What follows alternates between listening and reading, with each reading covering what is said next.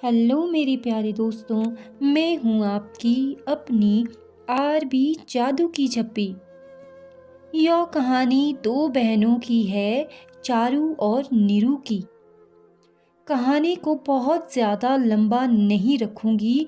Short में आपको सब बताऊंगी कि दोस्ती सोच समझ के करो, वरना आपका विनाश पक्का है। चारू और नीरू बहुत अच्छी लड़कियां थीं। चारू बड़ी और नीरू छोटी थी। चारू की छोटी बहन नीरू की दोस्ती फेसबुक से एक लड़की जिसका नाम शालू था उससे हुई। नीरू चारू को अक्सर कहा करती थी, मेरी फेसबुक से एक दोस्त बनी है। मगर चारू हमेशा नीरू को समझाया करती थी कि ऐसे किसी से बिना सोचे समझे दोस्ती मत किया कर। मगर नीरू हमेशा चारू को कहा करती थी कि नहीं, वो बहुत अच्छी है। एक दिन वो लड़की शालू नीरू से मिलने उसके घर आई। वो काफ़ी दिन वहाँ रही, मगर चारू को ना जाने क्यों वो अच्छी नहीं लग रही थी। उसने बहुत कोशिश की कि वो नीरू को समझा सके, मगर नीरू ने कभी नहीं माना। नीरू कहती रहती थी कि वो अच्छी लड़की है। बहुत कुछ हुआ टाइम के साथ साथ, मगर नीरू को कभी समझ ही नहीं आया। चारू ने उसे बहुत समझाया, उल्टा नीरू चारू के साथ लड़ाई करने लग गई। और ऐसे ऐसे टाइम बहुत बीतता रहा।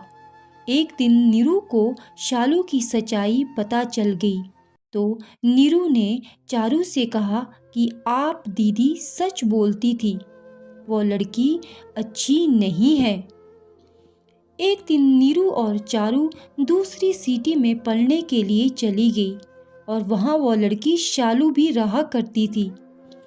शालू को अच्छे से पता था कि नीरू की बहन चारू उसे पसंद नहीं करती थी, क्योंकि कुछ बातें ऐसी थी कि चारू ने शालू को साफ साफ अक्षरों में उसके घर आने से इनकार किया था। मगर नीरू बहुत ही भोली लड़की थी।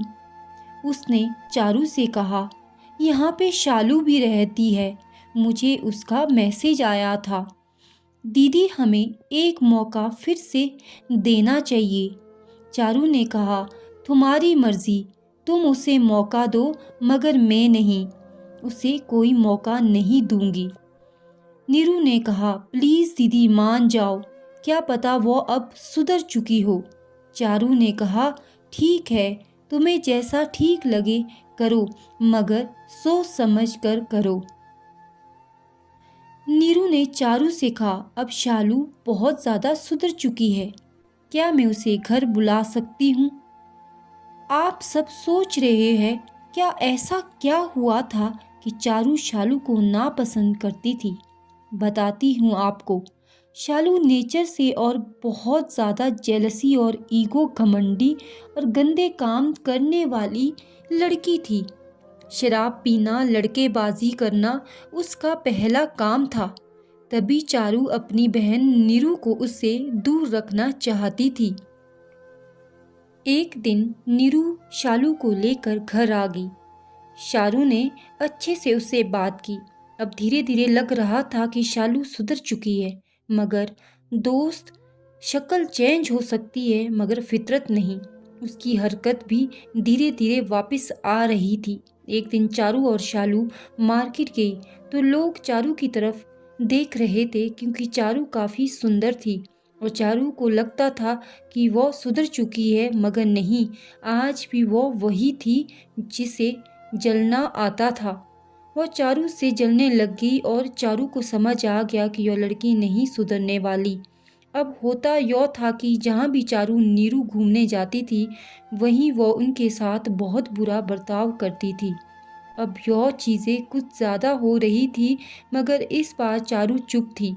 ऐसे ही चलता रहा, कुछ टाइम तक बीत गया। एक दिन चारू और नीरू ने सोचा, क्यों ना स्टडी के साथ साथ कुछ काम किया जाए। उन दिनों कॉलेज से छुट्टी थी तो उन दोनों ने फैसला किया कि हम दूसरी सिटी में काम करने जाएंगे। वो गई भी, मगर उस शालू को भी साथ लेकर गई। यहीं से चारू और नीरू की नासमझी की वजह से उनकी बर्बादी की पहली सीढ़ी चढ़ चुकी थी।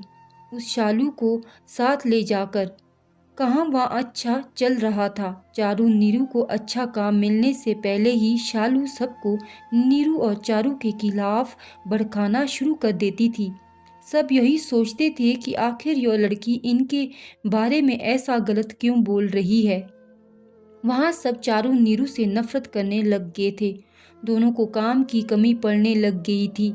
एक अनजान सी जगह पे वो दोनों फंस चुकी थी।